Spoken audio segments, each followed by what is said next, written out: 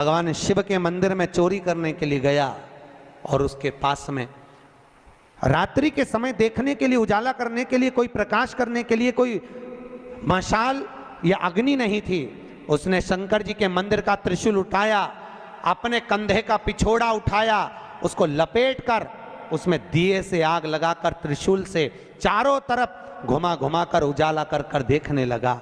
जैसे ही देखा वैसे ही मेरे शंकर प्रकट हो गए और शिव जी प्रकट होकर बोले, मांग तुझे क्या चाहिए? भोलेनाथ मैं तो चोर हूं, चोरी करने आया था, मेरे परिवार का भरण पोषण करना है। भोलेनाथ जी बोले, आज शिवरात्रि के दिन तूने रात्रि के समय पर मध्य रात्रि में मेरे मंदिर में प्रकाश करा है, इसलिए मैं तुझे वर देता हूं, जा कुबेर के सिंहासन पर तू बैठेगा। और भगवान शंकर ने कुबेर को नीचे उतार दिया और या चोटे को कुबेर बना दिया। सोचो कितना दयालु होगा, चोर को कुबेर बना दिया। जिस कुबेर की तुम पूजन करते हो ये चोट्टा है, चोर है।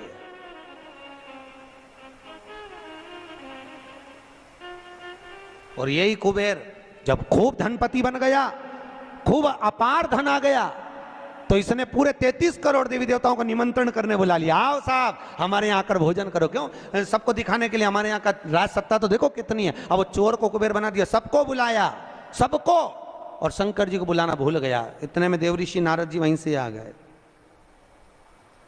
नारद जी ने कहा, क्या बात है कुबेर जी? कुबेर जी बोले, आज हमारे यहाँ भोजन है, कल आप भी आना, बड़े प्रेम से पाना। नारद जी बोले, हम तो पालेंगे, पर ये तो बता चोटे, तेरे को जिसने कुबेर बनाया उसको बुलाया? कि महाराज मैं उसको भूल गया। होता है, दुनिया के लोगों की रीति है। जब व्यक्ति जिसके माध्यम से आगे बढ़ जाता है, बढ़ते चले गया, धनपति हो गया, सब कुछ बना लिया, पर जिसके पूंजी से, जिसके धन से, जिसकी संपदा से, जिसके आशीर्वाद से व्यक्ति आगे बढ़ता है, उसको व्यक्ति भूल जाता है। बस उसी को भूला, उसी को। बाबा कुबेर जी ने कहा मैं तो भूल गया, अब क्या करूं? नारद जी ने कहा जाओ विनती करो।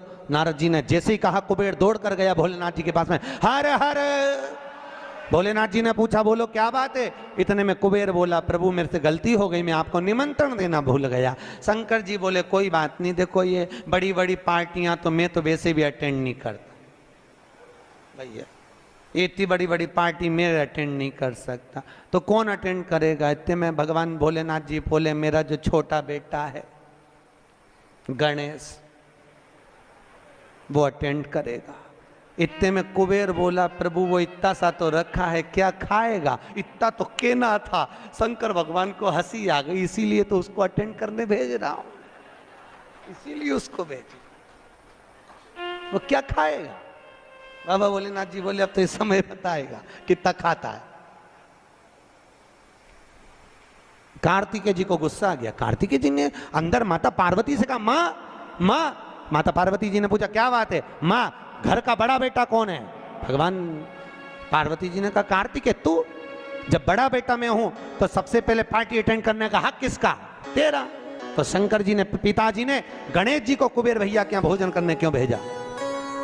शंकर जी आएंगे, उनसे पूछेंगे। भोलेनाथ जी जैसे ही आए, पार्वती ने पूछा, क्यों उपद्रव करवाते हो प्रभु, ये सब प्रपंचा क्यों करवाते हो? जब तुम्हारे दोनों बेटे बराबर हैं तो फिर ये बड़े को तुमने भेजा क्यों नहीं? इतने में शंकर जी बोले, मुझे मालूम है कहाँ पर, कौन सी पार्टी में, किसके घर किसको भेजना, लिफाफा लेके। मुझे सब मालूम, कौन सी शादी किसको अटेंड कराना है, ये मुझे मालूम है, इसलिए मैंने गणेश जी को वहां भेजा।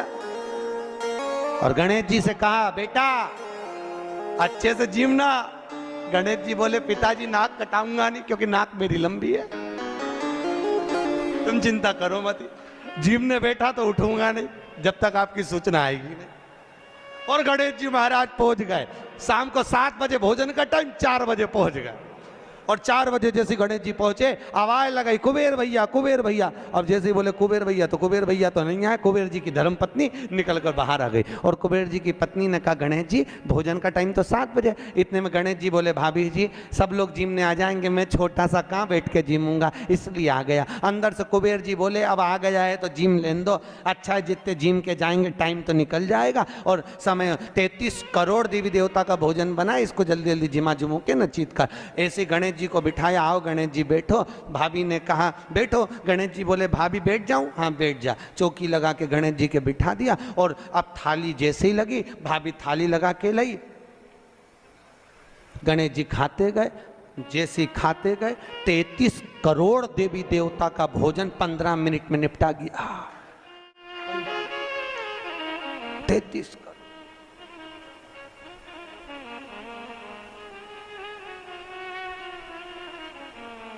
करोड़। अब 33 करोड़ देवी देवता का भोजन जब 15 मिनट में निपटा, सारा भोजन खत्म। गणेश जी आवाज लगाए भाभी और लिया। भाभी गई तो चने की दाल की बोरी, चावल की बोरी, आटे की बोरी सूखी सूखी धरी आई, वो सूखा सूखा ही खा गया। घर का जितना माल था, दुकान का जितना माल, भंडारे का जितना माल सब खा गया। इतने में कुबेर जी की पत्नी दौड़ती दौड़ती गई, स्वामी स्वामी। स्वामी जी बोले क्या हो गया? कुबेर जी बोले हुआ क्या कि वो सब खा गया। कि कौन? तो कि वो गणेश। तो कि वो तो इतना सा था। तो वो इतना सा तो है पर तोन जोरदार है, सब खा गया। इतने में कुबेर जी नारद जी के पास पहुंचे, तो नारद जी तो आनंद में लगे हुए थे, खूब अलमस्ती। नारद तो नारद, वो तो अलमस्ती में। श्रीमन्नारायण श्रीमन्नारायण श्रीमन्नारायण श्रीमन्नारायण के पास में कुबेर जी महाराज पहुंच गए। कुबेर जी ने कहा नारद जी कुछ करुणा कर दो प्रभु, हमारे यहाँ का सारा भोजन कर गए वो गणेश जी महाराज, सारा भंडार खाली हो गया। इतने में नारद जी बोले भैया उसको तो एक ही रोक सकता है। कौन? कौन रोकेगा? कि भोलेनाथ जी के सिवाय कोई नहीं रोक सकता। जाओ भोलेनाथ जी से विनती करो। और उसी समय पर कुबेर जी दौड़ कर गए भोलेनाथ जी के पास में। हे शिव, हे शंकर, हे कैलाशी, हे अविनाशी, हे भोलेनाथ। भोलेनाथ जी ने पूछा बोलो क्या बात है कुबेर, तुम्हारा मुख उतरा हुआ है? कुबेर जी ने कहा प्रभु वो गणेश जी। शंकर जी बोले गणेश को क्या हो गया? वो दुनिया को सब कुछ कर देता है, उसको क्या हो गया? कि उसको कुछ नहीं हुआ, जो कुछ हुआ 33 करोड़ देवी देवता को हुआ है। कुछ बचा ही नहीं है, वो सब खा गया।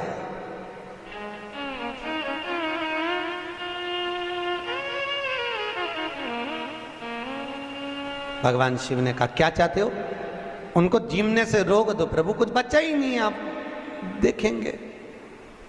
शंकर जी ने एक दुर्बा उठाकर दे दी कि गणेश जी को दे देना कि ना ये दांत खरोच ले।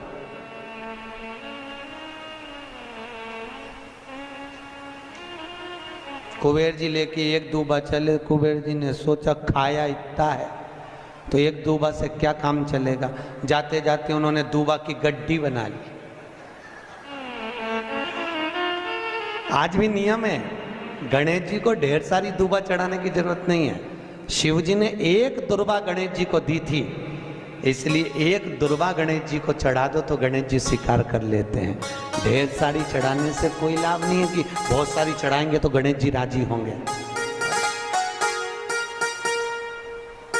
तो कुबेर जी ने चलते चलते बहुत सारी उठा ली थी, गणेश जी को ले जाके दे दी, लो प्रभु ये। कहां चढ़ाते हैं दुर्बा?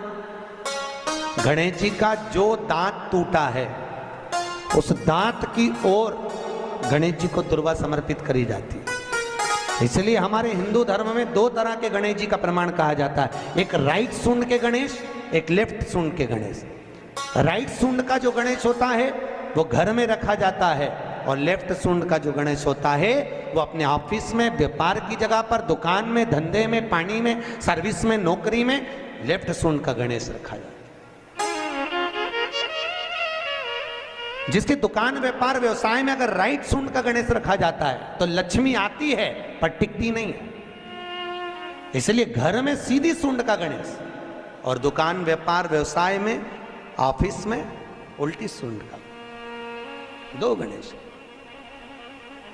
तो इसका मतलब ये थोड़ी ना कि तुम्हारे घर में गणेश जी बैठा तो तुम उठा के बदल आओ, यहाँ कहाँ दिया, यहाँ कहाँ दिया। अब रखे रहने।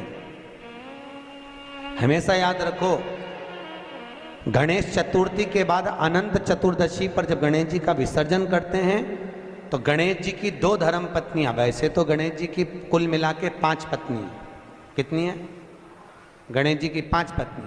पहली श्री, दूसरी तुष्टि, तीसरी पुष्टि, चौथी रिद्धि और 5वीं सिद्धि। कितनी है? 5। ये व्यक्ति के नाम के आगे जो लिखा रहता है ना श्रीमान, ये श्री संबोधन कहाँ से आया? और एक पीछे लिखते हैं, जैसे नाम के आगे लिखते हैं श्री और पीछे लगाते हैं जा में ई की मात्रा जी। लिखते हैं कि इधर नहीं लिखते? लिखते हैं श्रीमान अग्नि प्रसाद जी, श्रीमान बद्री प्रसाद जी, श्रीमान हरीश प्रसाद जी। तो श्री आगे क्यों आया और जी पीछे क्यों आया? कौन ने लगाया, किस लिए लगाया, कौन ने बताया कि आगे श्री लिखो? किसी के नाम के आगे जी लिख दे, पीछे श्री लिख दे, मर्जी अपनी, अपन कुछ भी लिख सकते हैं। और किसने कहा कि आगे श्री लिखो? क्योंकि गणेश जी महाराज जब विवाह करने जा रहे थे और गणेश जी की जब बारात जा रही थी तो यमुना जी के तट पर गणेश जी की प्रथम पत्नी श्री गणेश जी के चरण पखारने के लिए खड़ी हो गई। और प्रथम गिनती में जब गणेश जी चलने लगे तो श्री ने उनके चरणों को रोक लिया और कहा, प्रभु मैंने आपका आवाहन करा है, मैं आपको अपने पति के रूप में देखती हूँ। भगवान गणेश जी ने कहा, तूने प्रथमता में मुझे पाया है, जिसके नाम के आगे तेरा संबोधन लगा रहेगा वो जगत में प्रसिद्ध होता चले जाएगा। इसलिए श्रीमान लिखा जाता है। अब जी का संबोधन कहां से आया वो भी समझ लीजिए। हर कहीं से थोड़ी ना लगा दिया जाता है कि जी कहां से आ गया। एक पत्नी भी लगाती है ए जी, और जब वो बोले ए जी तो तुरंत खसक लो जी, नहीं तो 500 गया जी। उसके जी में थोड़ा भारीपन है।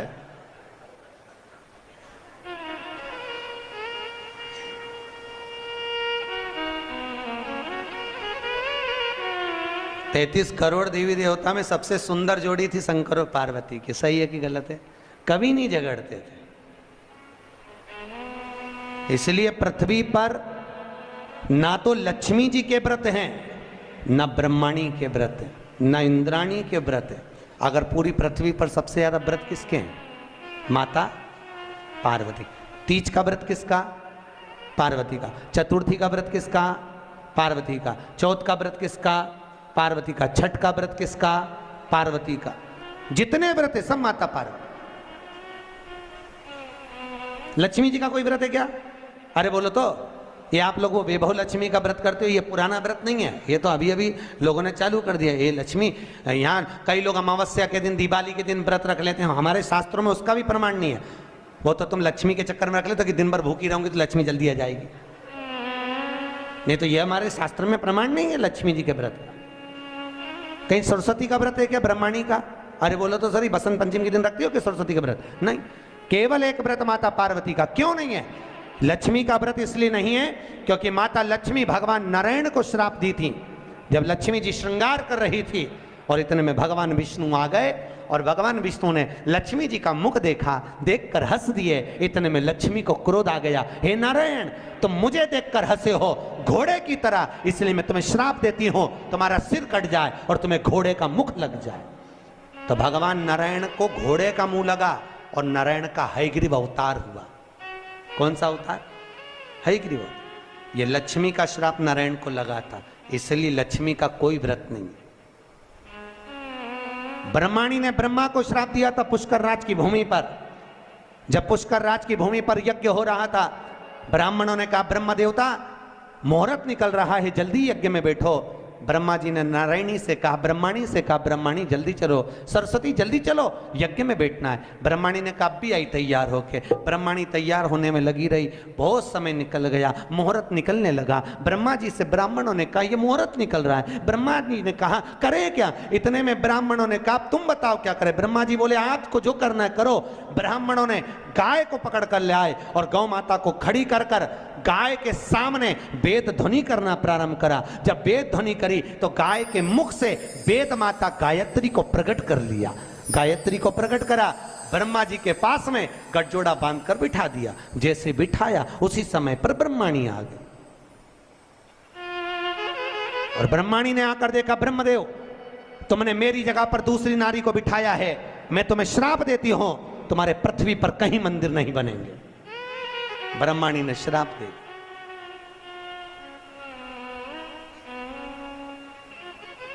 कहीं पर मंदिर है ब्रह्मा जी का, केवल एक जगह पुष्कर जी में जहां यज्ञ करा था वहां।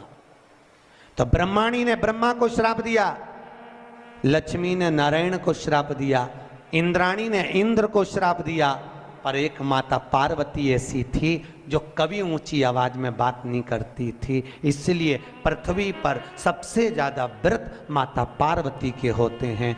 व्रत तुम्हारे भी चालू हो सकते हैं, तुम ऊंची आवाज में नहीं बोलो तो व्रत करा, दिक्कत नहीं है। व्रत तुम्हारे भी हो जाए चालू, बस तुम मीठा बोलो तो व्रत चालू करने में किसको दिक्कत। कई कई बुजुर्ग माताओं के तो आज तक व्रत चलते हैं, सही है गलत है? कई कई माताएं कहती हमारी सास ऐसी थी, इतनी बढ़िया गुरुजी, हमारी दादी सास ने ऐसा नियम बना दिया तो नियम चल रहा है। ये व्रत नहीं तो और क्या? जो सास दादी सास बना के चली गई वो नियम आज तक चल रहा है। ये व्रत ही तो है, उन्होंने अच्छा करा इसलिए नियम चल रहा है।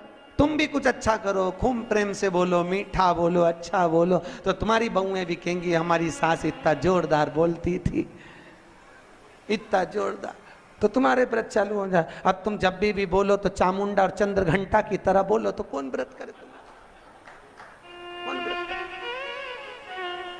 मीठा अच्छा बोलो, विद्वत्ता से परिपूर्ण बोलो, प्रखर। अब केवल एक मां, समय आया, श्री वेद व्यास जी ने वर्णन किया है शिव महापुराण का सुंदर लेख कानन। 24,000 श्लोक शिव महापुराण में है, 12 संहिता, 12 खंड है। देखो भागवत की रचना वेद व्यास जी ने इसलिए करी कि वेद व्यास जी को अपने मन में आत्मा की शांति के लिए कुछ करना था, आत्म तृप्ति के, आत्मोद्धार के लिए। और जब आत्मोद्धार के लिए वेद व्यास जी ने श्रीमद् भागवत की रचना कर दी, उस रचना के बाद में जगत के लोगों को जगत कल्याण के लिए, जिसको देखो कोई तन दुखी, कोई मन दुखी, कोई धन बिन रहत उदास, तुलसी या संसार में सुखी राम का दास। भगवान वेद व्यास जी ने देखा दुनिया के लोग बड़े दुखी हैं, कोई धन से दुखी है, कोई तन से दुखी है, कोई मन से दुखी है। तो वेद व्यास जी ने सोचा अब करा क्या जाए। तब वेद व्यास जी ने उसी समय शिव महापुराण की रचना कर दी जगत के कल्याण में। जगत शिव महापुराण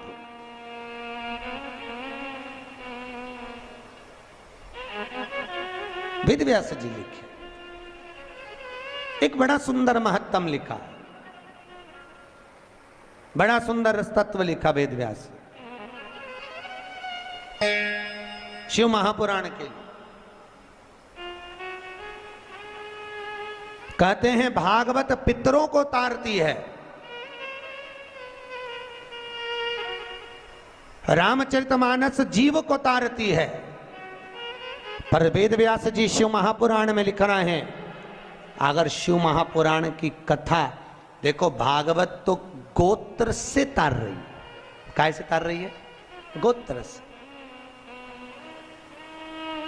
सुनिए भागवत, अरे बोलो तो सुनिए। गौकर्ण ने धुंधकारी के लिए गया जी में पिंडदान करा था कि नहीं करा था?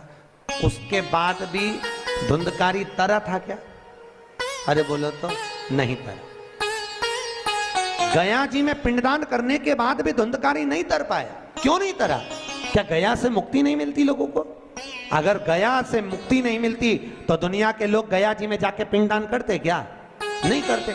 गया भी मुक्ति का केंद्र है। गया जी से पिंडदान करने से लोगों को मुक्ति मिल जाती है, पर धुंधकारी को क्यों नहीं मिली? उसका कारण था क्योंकि जब जब गोकर्ण पिंड देता था, धुंधकारी का नाम बोलता था, अपना गोत्र बोलता था, पर उसको यह नहीं मालूम था कि यह धुंधकारी मां की संतान नहीं, धुंधकारी तो किसी सहेली की संतान थी और मां पैसे देकर उसको गोदी लेकर आ गई थी। नाम अपना दिया, गोत्र अपना दिया, पर यह नहीं समझ पाया कि यह दूसरे की संतान है, इसलिए वो तर ही नहीं पाया।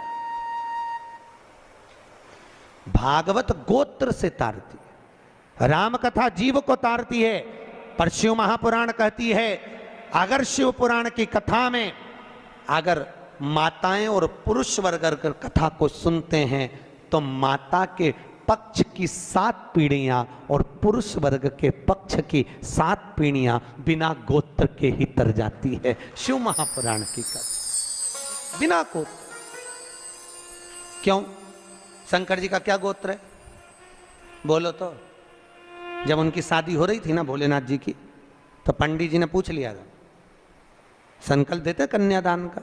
कन्यादान के संकल्प के समय पर पंडित जी बोले अमुक नाम शंकर, पिताजी का नाम शंकर, दादाजी का नाम बोलो शंकर, परदादा का नाम शंकर। इतने में पंडित जी को बुरा लग गया। पंडित जी ने सोचा बताओ ब्याह करने आया है कि नशे में आया है? पिता का नाम शंकर, खुद का नाम शंकर, दादाजी का नाम शंकर, परदादा का नाम शंकर। इतने में तुरंत पंडित जी उठ के खड़े होकर हिमालय राज से बोले, वहां भोलेनाथ जी के सम्मुख में हिमालय राज से बोले, हिमालय राज ये कैसा दूल्हा? अपनी लड़की को तुम्हें इसके साथ भी आ रहा, नशेले के साथ, गंजेड़ी भंगेड़ी के साथ? इसे इतनी सूझ नहीं कि अपने पिताजी का नाम क्या है? इतने में हिमालय राज ने अपनी पत्नी मैनावती से कहा, मैनावती तू बेटी से के, पार्वती से कहा पार्वती तू उससे के। पार्वती ने शिव जी से कहा प्रभु ब्याह अच्छे से कर लो, क्यों प्रपंचा मचा रहे, क्यों प्रपंचा? तो भोलेनाथ जी बोले पार्वती मैंने गलत क्या बोला बता? अच्छा तो क्या तुम तुम्हारे पिताजी का नाम बोलो ना। तो भगवान भोलेनाथ जी बोले अच्छा अब की बार पूछेगा तो बिठा पंडित को वापिस बिठा। पंडित वापिस बैठा, फिर संकल्प चालू, अमुक नाम शंकर, पिताजी का नाम शंकर, दादाजी का नाम अरे बोलो शंकर, गोत्र शंकर। इतने में तो पंडित को लगी बहुत मिर्ची। पंडित तो उठ के शादी के मंडप से बाहर, पार्वती जी ने शिव जी के चरण पकड़ लिए। बड़ी मुश्किल से एक पंडित आया, क्योंकि तुम बारात ऐसी लाए थे सब देख के भग गए, एक ही बच्चा तुम उसको भगा दोगे तो शादी कौन कराएगा? इतने में शंकर भगवान बोले वो ही कराएगा जो भी भाग के गया, तो चिंता मत कर। शंकर जी ने गले में से हार को उतारा और कहा जा रे जरा धोती में घुस जा। और जैसे ही बब्बा गया और जैसे ही गया पंडित जी के पास, पंडित भाग के तुरंत और मंत्र बोलना चालू है, सब मंत्र बोले। इतने में पार्वती बोले ये तो नॉन स्टॉप बोले जा रहा है। भोलेनाथ जी बोले अब तो पूरी भांवर करा के चुप होगा, तू चिंता मत कर, बोलने दे। अब बोले ही जाए बोले ही जाए बोले ही जाए बोले ही जाए, चुप ही नहीं हो। पार्वती बोले मर जाएगा टेका जाएगा बापड़े के। इतने में शंकर जी बोले तू चुपचाप बोल, वो तो बोलने दे। तो कब रुकेगा? भोलेनाथ जी बोले जब पूरी भांवर हो जाएगी, जैसे ही अपन बैठेंगे वैसे ही बटन दबा देंगे, क्लियर बात, तो चिंता बोले जाओ बोले।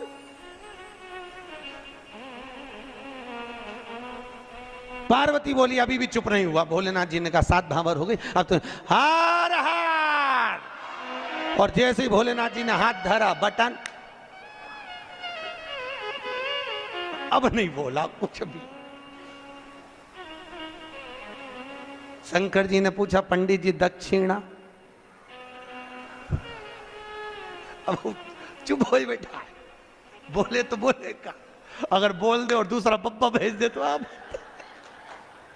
बोल के कहा आप तो बोल लेना। दक्षिण कहलवा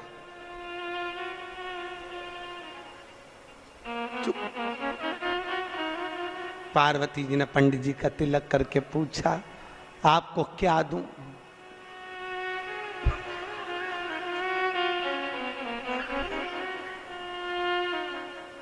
हिमालय राज पूछे पंडित जी कुछ तो ले लो।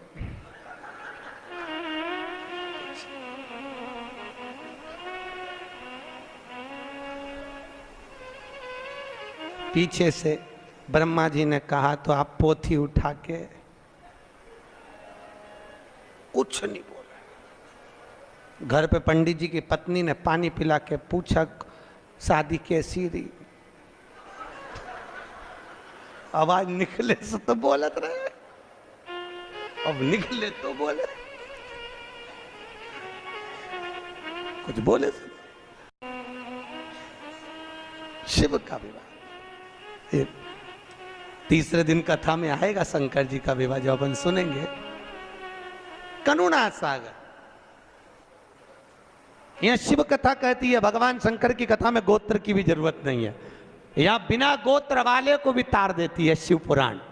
आप सुनोगे, माताओं ने श्रवण करी तो उनका माए का पक्ष की भी 7 पीढ़ी, ससुराल पक्ष की भी 7 पीढ़ी कथा को श्रवण कर कर तर जाती है। ऐसी शिव महापुराण की कथा है, शंकर की तरण तारण वाली।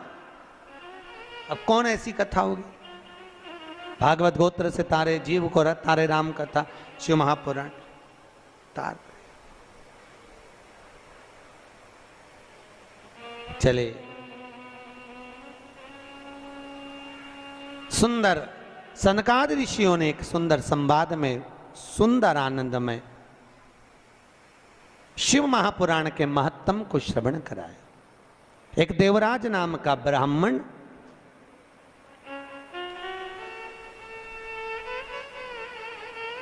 ब्राह्मण कर्म से वंचित रहा। देखो, हमारा जन्म जिस कुल में, जिस गोत्र में, जिस जगह पर हुआ है, हम उस वर्ण के अनुकूल रहे। ब्राह्मण का कर्म है शास्त्र पढ़ना, शास्त्र सुनाना। वैश्य का कर्म है धन एकत्रित करना। क्षत्रिय का कर्म है रक्षा करना। शूद्र का कर्म है इन तीनों वर्णों की सेवा। पर आज के जमाने में सब अपने अपने वर्ण से विभाजित हो गए। द्रौपदी के सम्मुख में एक प्रश्न आया था। द्रौपदी के सम्मुख में एक सामने एक प्रश्न आया था। अश्वत्थामा ने द्रौपदी के सोते हुए 5 पुत्रों का वध कर दिया। सुनिए कथा भागवत जी में, द्रौपदी के सोते हुए 5 पुत्रों का वध अश्वत्थामा ने करा था।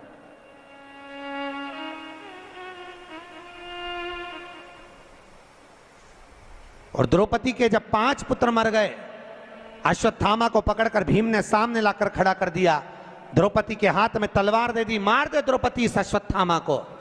द्रौपदी कहती है इसको नहीं मार सकती। क्यों?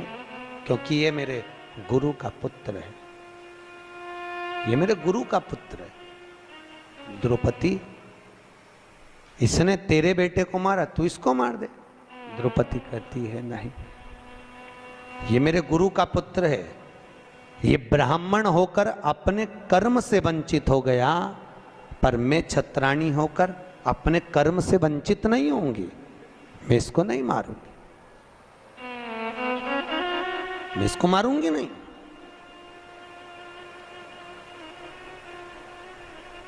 अरे इसने तेरे पुत्र को मारा, तू इसको मार दे। नहीं नहीं नहीं स्वामी, ये हमारी शास्त्र की रीति नहीं कहती कि कोई कुत्ता हमें काटे तो क्या हम कुत्ते को काट लें?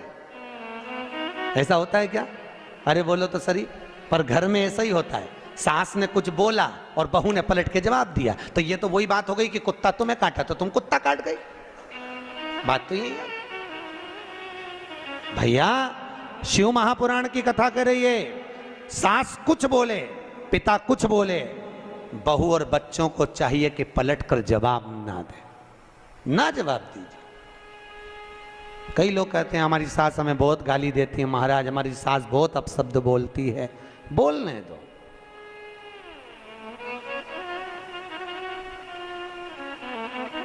बोलने दो, बोले तो। एक पत्थर का टुकड़ा एक खदान से निकला, उसी खदान में से मार्बल का जब टुकड़ा निकला, हथौड़ी की चोट दे देकर उसकी मूर्त बनाई गई। बनाई कि नहीं बनाई? वही मार्बल का टुकड़ा जमीन पर लगा है, लोग उस पे जूता रख के चल रहे हैं। वही मार्बल की मूर्ति मंदिर में पुजा रही है। बस अंतर इतना है, जिसने चोट को सहन कर लिया वो मंदिर में पुजा गया, जो सहन नहीं कर पाया वो जूते खा रहा, वो जमीन पर लगा है। सास ससुर घर के बड़े हमको चोट दे दे कर तराशते हैं, पर हमारी आदत इतनी विचित्र है कि हम सास को ही तराश देते हैं, तो हमको तराश। महाराज बहुत अपशब्द बोलती है हमारी सास, बोलने दो, वो तुम्हें गाली दे, तुम आरती गाओ, तेरा तुझको अर्पण क्या लागे। महाराज जी वो हमको गाली दे और हम आरती गाएं, हाँ वो तुम्हें आप शब्द बोले, तुम उसके लिए भजन करो, अम्बे तू है जगदम्बे काली, जय हो गुलबर्गा वाली। काहे बोले?